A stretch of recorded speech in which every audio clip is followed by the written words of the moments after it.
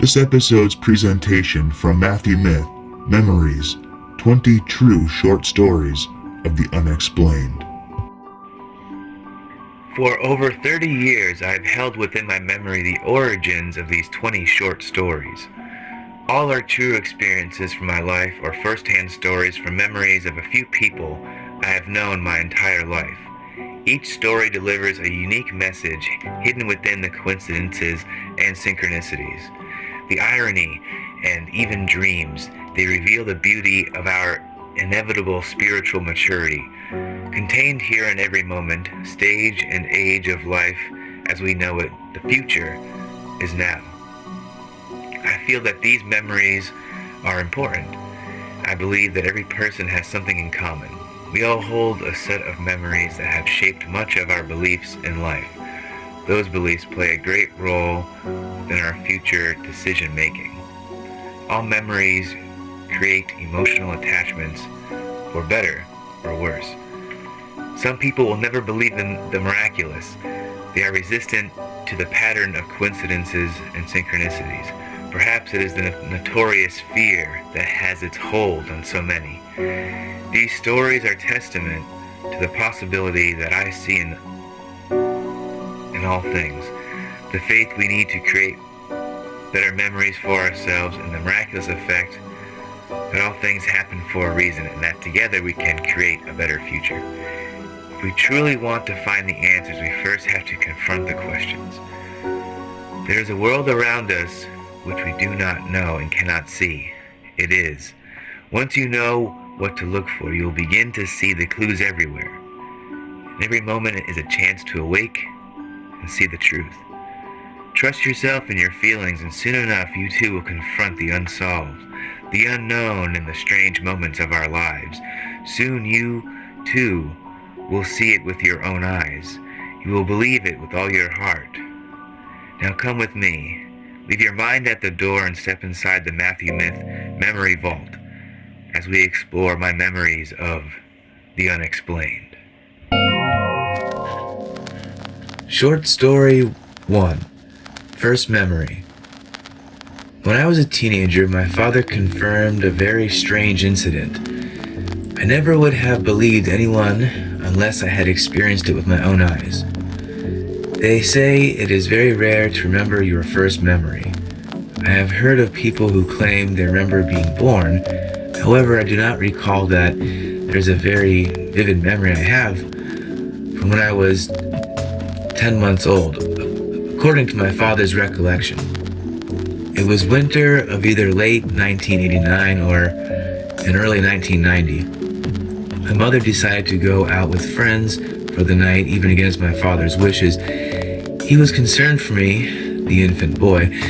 I was suffering from a severe cough and wheezing. It was difficult for me to catch my breath. My father, being a young parent, felt it better to handle the situation with her, but she was determined and said, less eloquently, that it was what being a parent is about. You have to find a way to keep them alive. Doing what any parent would do with a situation they never faced, with my fatigue and illness worsening, my father brought me to my grandparents to check my temperature and make a decision. I would have done the same thing with my kids. But it did not take long after seeing how quickly my temperature was rising that I needed to be rushed to the emergency room for treatment. This is where the experience of this happening, my first memory, from a second-hand memory to my actual experience and memory. When we entered one room, it was as though I was watching my father carry me. I saw an infant in his arms, a look of fear and love covering his face.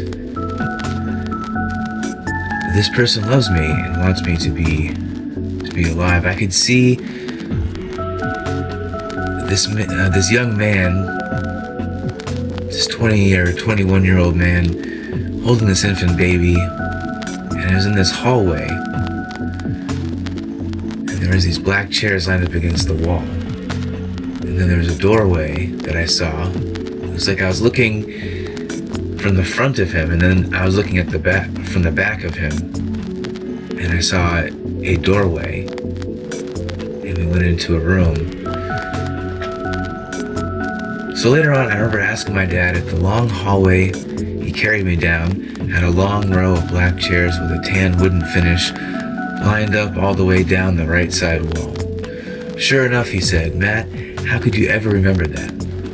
It was very much like a clear dream. I was off to a corner observing and watching three men in white coats holding my infant body. They were gentle with me and filled the tub 2 feet in length or so with cold water and ice.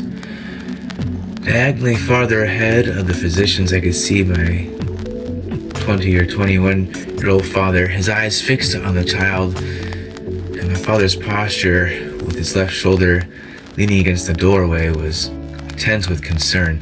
The last thing I recall was seeing the physician slowly lower the infant body into the tub of ice water, and suddenly it was as if a bright white light of classic stories, something I would later hear about, obviously as a child and such, but this white light was blinding my sight, and I no longer felt weightless but full of oxygen, yet still unaware of being in a vessel. For that invisible form I previously possessed. I say this now because I was not visible to the others in the room until I found myself not looking onto the scene of these 4 men and a baby, but I was looking up at 3 men in white surgical masks now. The only thing that remained was my vision. I was still seeing and perceiving and aware of the moment. Now, it could be interpreted by skeptics that it was a phantasm of my mind, but that does not explain the detail and confirmed facts my father had acknowledged. This was far more mysterious than I could understand, and for many years I questioned what I had experienced. Some would determine it is simply an outer body or OBE experience, or astral projection, some might say, could be another term. Now, I have never decided on what I believe it to be. Was that the moment my soul entered my body for the first time? Was there another soul in that body before I was present and entered the body? Did the original Matthyw die? Did that original soul in that body possibly leave and my soul took its place? I can only determine that it was my first memory, and not only the exciting images held to my mind's eye, but something real and miraculous had taken place. I found life. Thank you for tuning in to the first episode of the 20 True Short Stories presented by Matthyw Myth. Part 2 will be coming soon. Stay tuned.